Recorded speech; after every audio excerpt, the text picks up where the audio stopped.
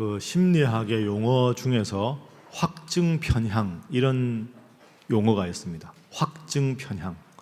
마음속에 확증하고 확신한 것이 객관적이지 않고 편향되어 있다. confirmation bias라는 그런 단어입니다.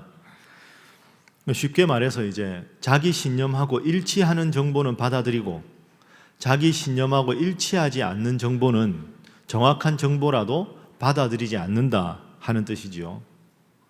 여러분, 우리 속담 중에 그런 속담 있지 않습니까? 사람은 자기 보고 싶은 것만 본다. 그러니까 자기 보고 싶은 것만 듣고 싶은 것만 듣고 정확한 정보라도 자기가 편향되게 이미 알고 있는 선입관으로 모든 일을 판단한다 하는 것이죠. 예를 한번 들어볼까요? 이번에 동계올림픽에서 그 은메달을 딴 여자 컬링 단체전 선수들 여러분 기억하실 겁니다. 그 의성 마늘 소녀들이라고 뭐 이렇게도 하고 하는데요. 거기서 그 스톤을 굴리는 김은정 선수가 이렇게 스톤을 굴린 다음에 이제 이게 닦으라고 할 때 영미 막 그렇게 불렀지 않습니까? 그래서 이제 동계올림픽 하면 영미라는 단어가 여자 컬링 하면 우리가 딱 떠오르게 돼 있습니다. 그래서 앞으로 컬링 시합을 보면 우리도 모르게 컬링, 영미 이게 도식으로 딱 이제 돼 있는 겁니다. 그런데 예를 들어서 다음에 올림픽에서 컬링을 중계를 하는데 그 김은정 선수 역할을 하는 선수가 영미라고 이름을 말하지 않고 예를 들어서 뭐 선미, 민정 이렇게 다른 선수 이름 말하면 우리는 그걸 보면서 아니 컬링은 영미인데 왜 영미를 말을 하지 않고 다른 단어를 말할까? 이런 생각을 나도 모르게 하게 되는 거죠. 컬링은 영미, 이게 선입관적으로 우리 머릿속에 이미 딱 들어있기 때문입니다. 이런 게 확증 편향입니다.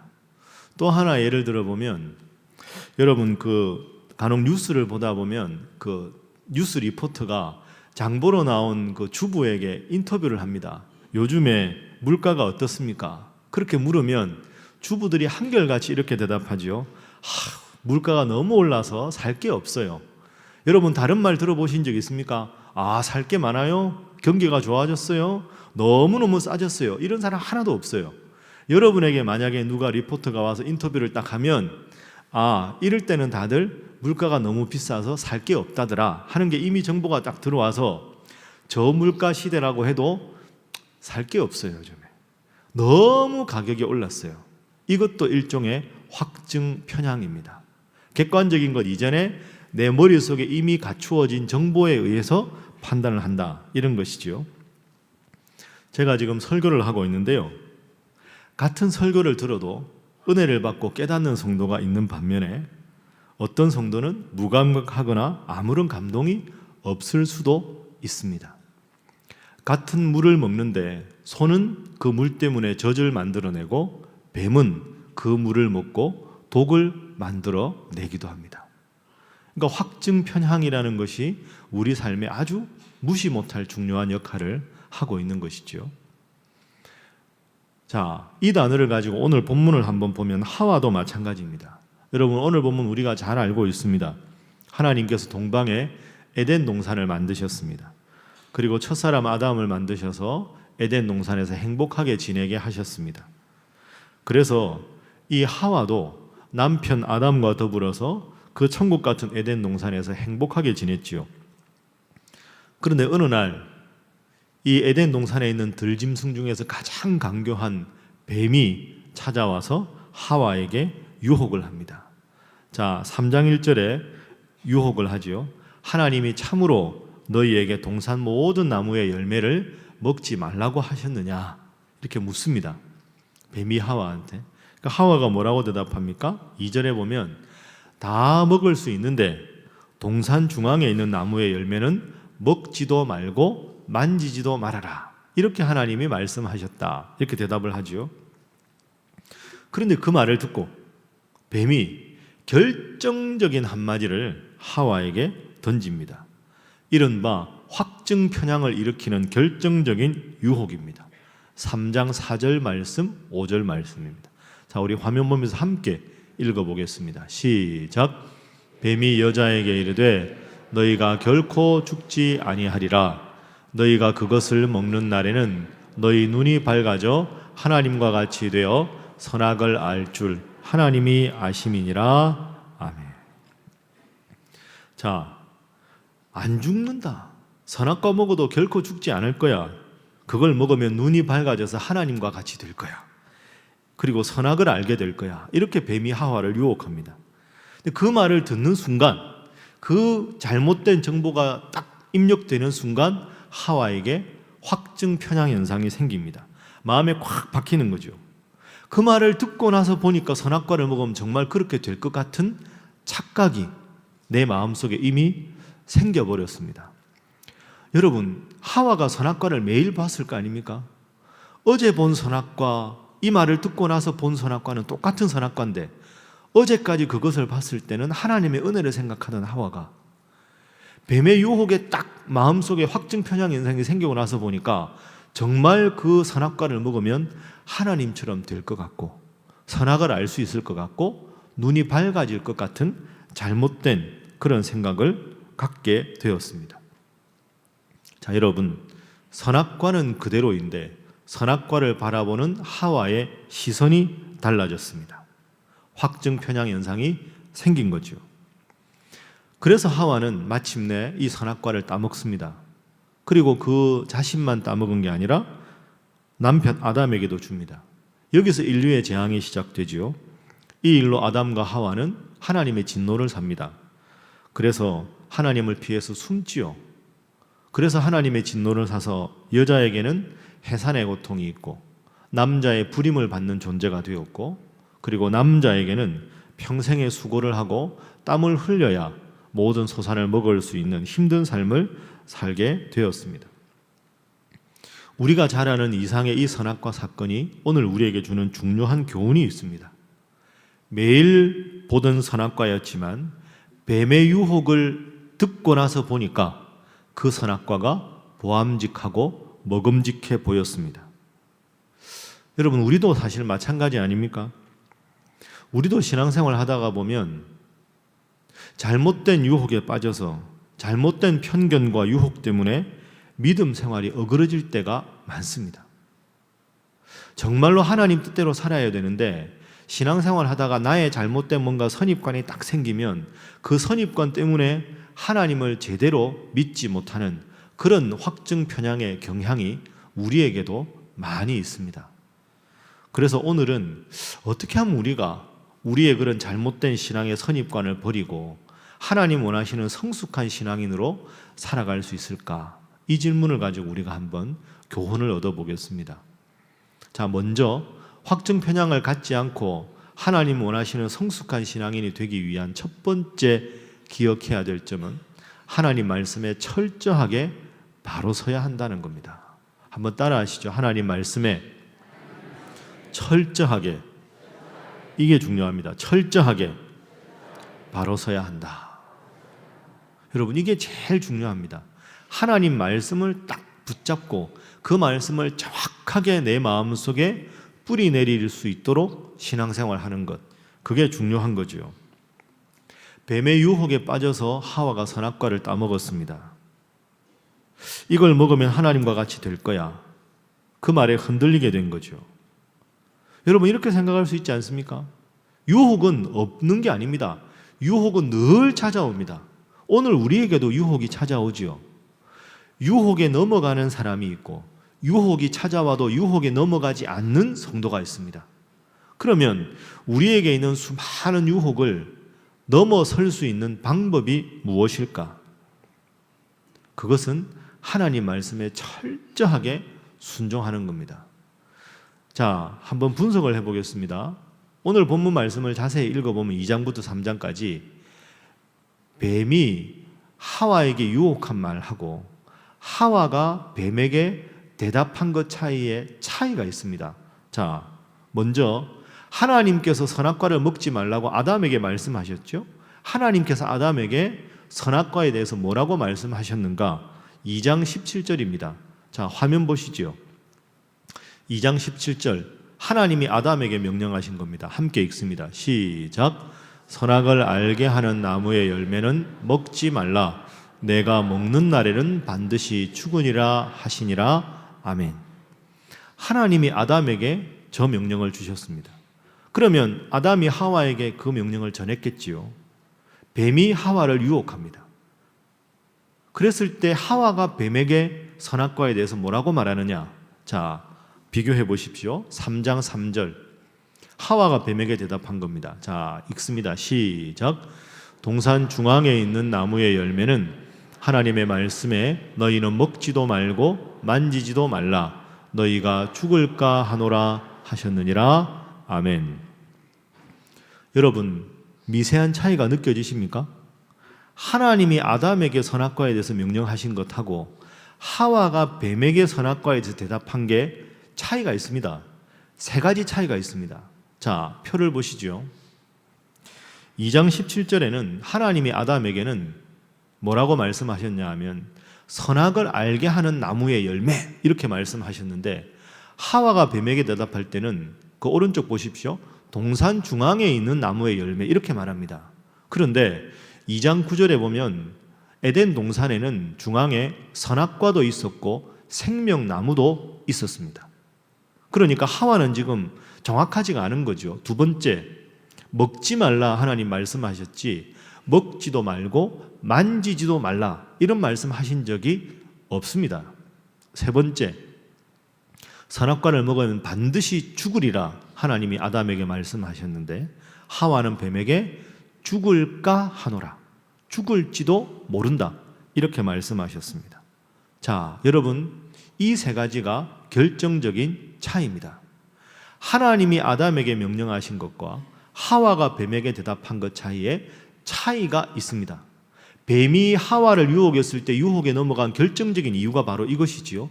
하나님의 말씀을 철저하게 순종하지 않았다는 겁니다.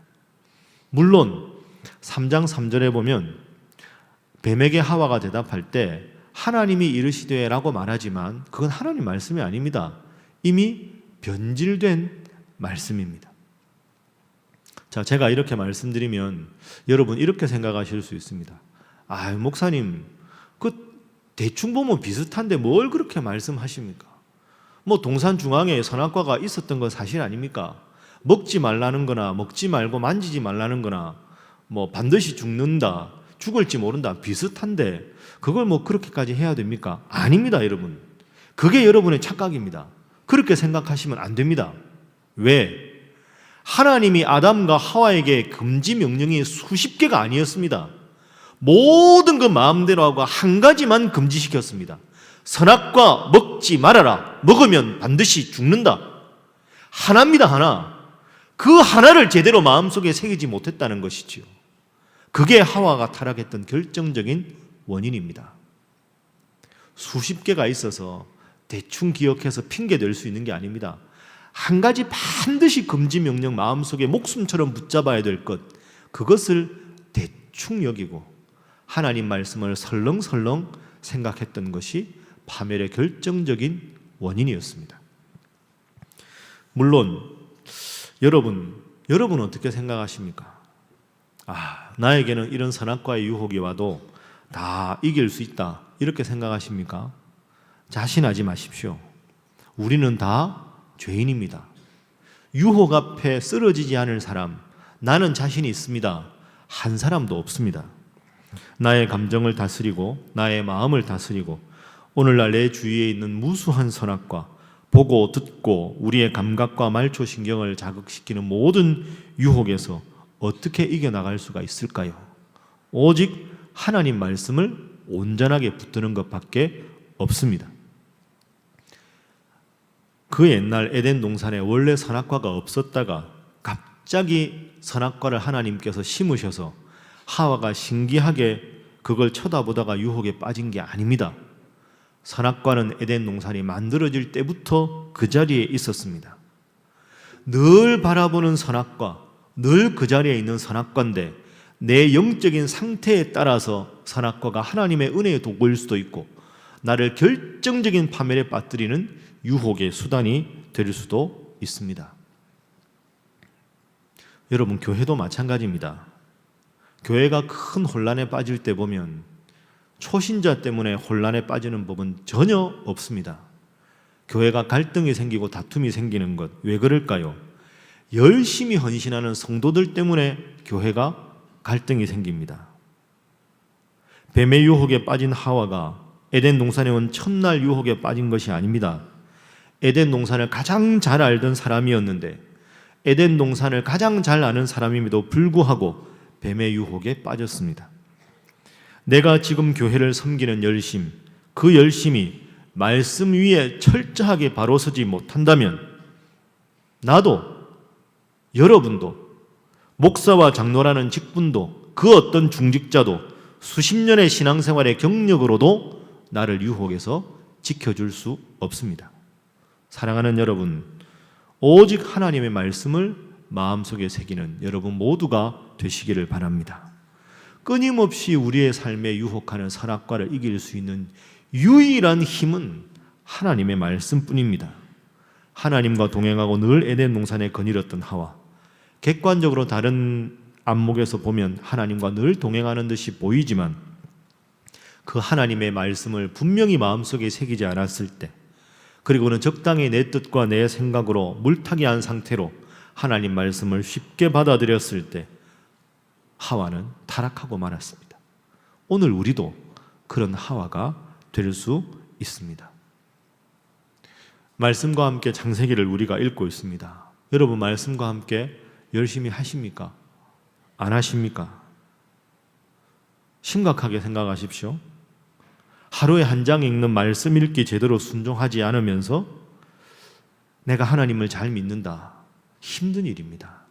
그건 이미 여러분도 모르게 수많은 선악과를 따먹는 것과 같습니다.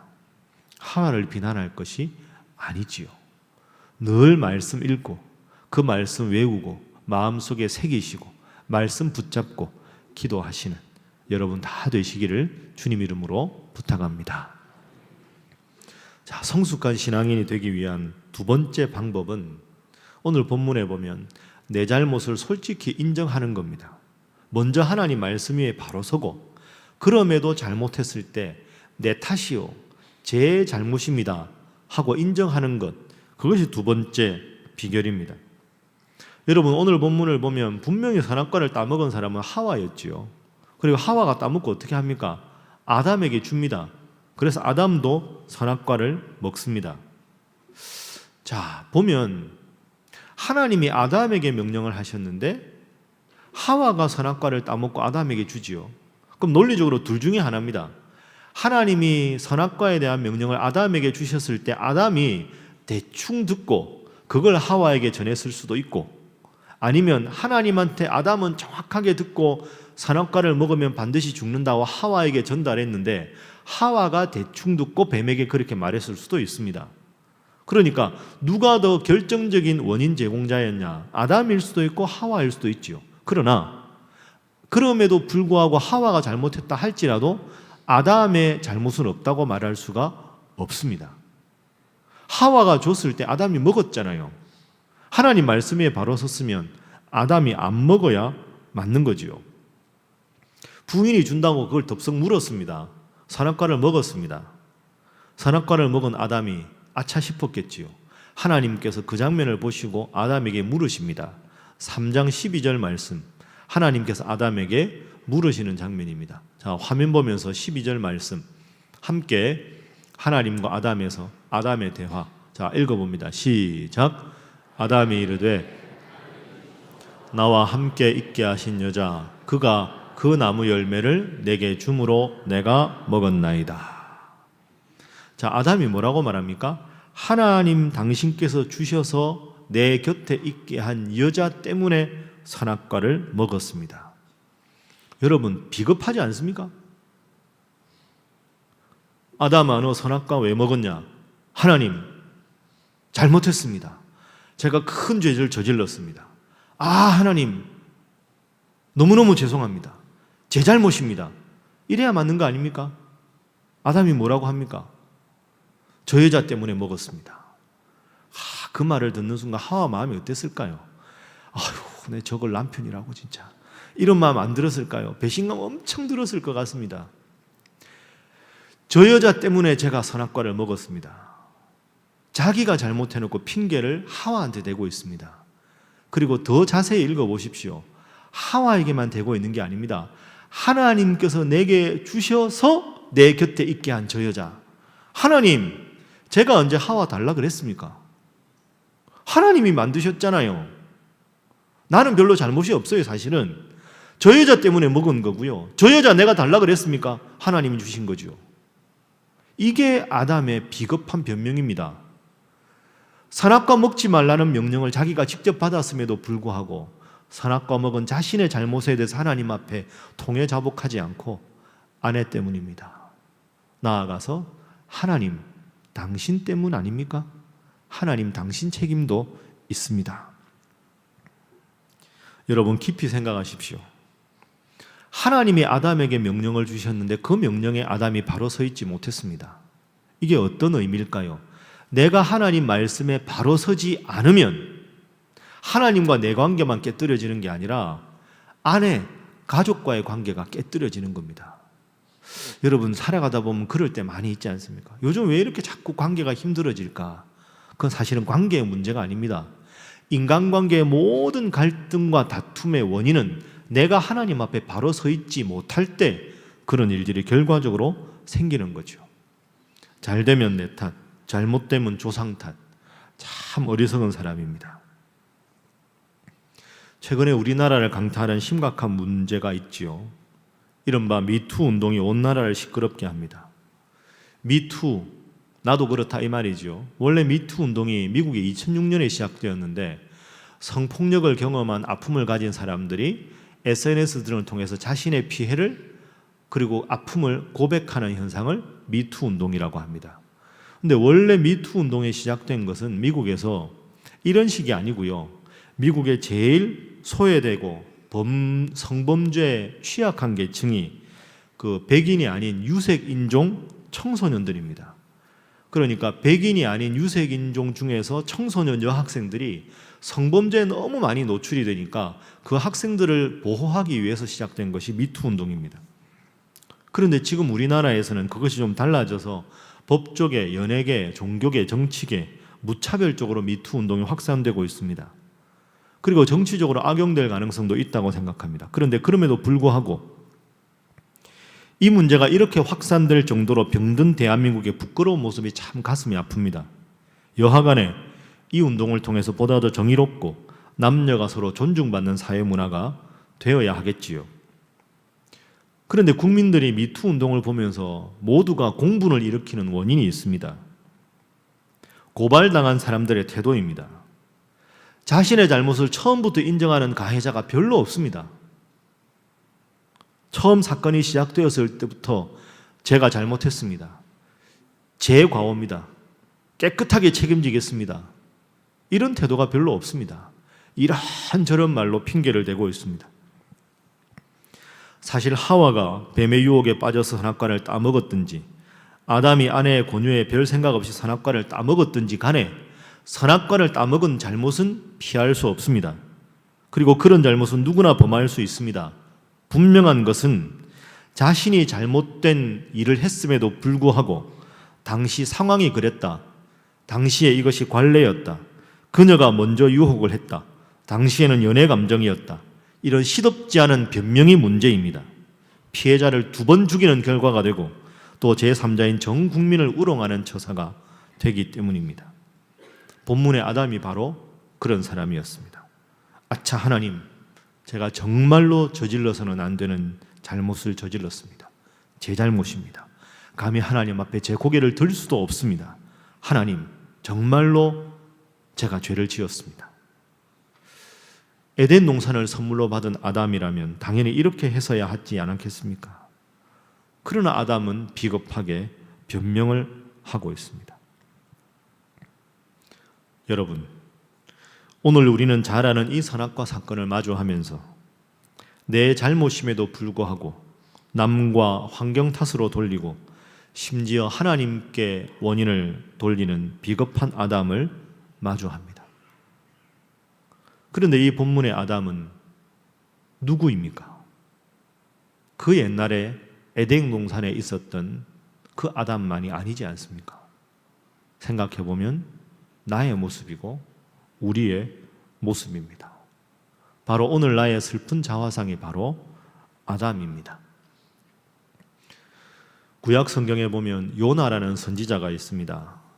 하나님께서 요나에게 이렇게 명령을 하셨습니다. 당시 이스라엘의 원수였던 나라 니느웨로 가서 회개하고 복음을 받아들이라 하고 외치라고 합니다. 요나가 화가 났습니다. 왜 하필 원수의 나라에 가서 구원을 외쳐야 합니까? 그래서 니느웨로 가라 하는 하나님 명령을 거역하고 다시스로 가기 위해서, 정반대 방향으로 가기 위해서 욥바로 내려가서 배를 탑니다. 하나님 명령에 순종하지 않은 것이지요. 그래서 그 요나에게 하나님께서 꾸짖으시면서 큰 풍랑을 요나가 탄 배에 내리십니다. 그 배의 모든 선원들은 그 풍랑으로부터 도움을 얻기 위해서, 죽지 않기 위해서 모든 무거운 것들을 다 버리고 가진 노력을 해도 그 풍랑이 너무나도 큰 위협으로 다가옵니다. 그래서 선원들이 제비를 뽑습니다. 이 풍랑이 누구 잘못인가?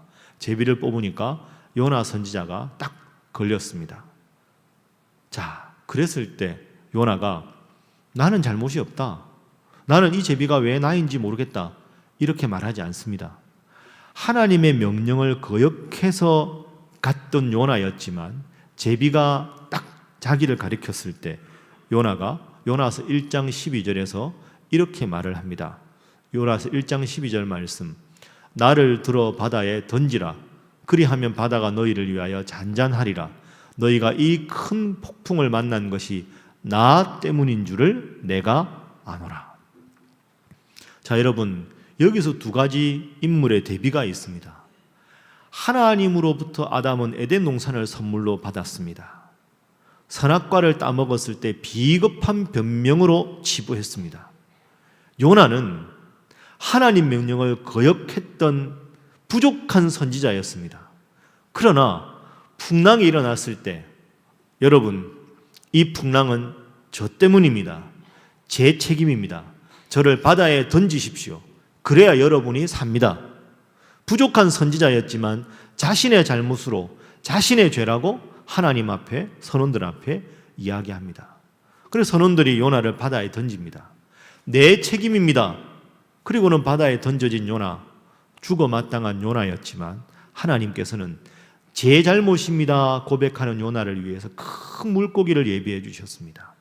그리고 요나를 살려주시고 요나가 니느웨에 가서 하나님의 말씀을 전할 수 있는 훌륭한 선지자로 거듭나게 해 주셨습니다. 말씀을 정리하겠습니다. 사랑하는 신일의 성도 여러분, 지금도 끊임없이 우리를 유혹하는 선악과가 참 많이 있습니다. 현대판 선악과 앞에 우리는 늘 서 있습니다. 어떻게 하면 이 선악과를 따먹고 싶은 유혹을 극복할 수 있을까요? 말씀을 붙잡고 기도하는 자만이 선악과의 유혹, 신앙의 잘못된 확증 편견 앞에서 편견을 극복할 수 있습니다. 그리고 늘 스스로를 돌아보아야 합니다. 말씀에 비추어 잘못된 내 모습을 보고는 이런저런 핑계하지 않고 하나님, 제가 부족합니다. 제 잘못입니다. 제가 죄인입니다. 고백할 수 있어야 합니다. 사랑하는 여러분, 하나님 앞에서 날마다 말씀 읽고 기도하고 모든 부족함을 스스로의 죄 탓으로 돌리시는 말씀 위에 바로 선 성도, 겸손한 성도, 우리 사랑하는 신일의 모든 성도 되시기를 주님 이름으로 부탁합니다. 기도하겠습니다. 사랑의 하나님, 오늘도 이 세상을 굽어보시며 우리의 머리털 하나까지 다 세시며 저희를 지켜주심에 감사합니다. 수많은 선악과의 유혹 속에 자빠지고 넘어져 허우적거리던 그 저희를 오늘도 다시 불러주셔서 예배하게 해주셔서 감사합니다. 오늘도 우리를 향해 우리 하나님, 그 옛날 아담에게 물으신 것처럼 내가 어디 있느냐 물으실 때 저희가 늘 주님 곁에 있고 주님 말씀 읽고 주님 바라보고 있다 고백하는 자들 되게 하여 주옵소서. 매일매일 이 세상을 살아가면서 생각을 기도로, 언행을 말씀으로, 생활을 예배로, 이웃을 주님으로, 일상의 사건을 하나님의 섭리로 고백하며 살아가는 우리 사랑하는 신일의 성도들 되게 하여 주옵소서. 예수님의 이름으로 기도하옵나이다. 아멘.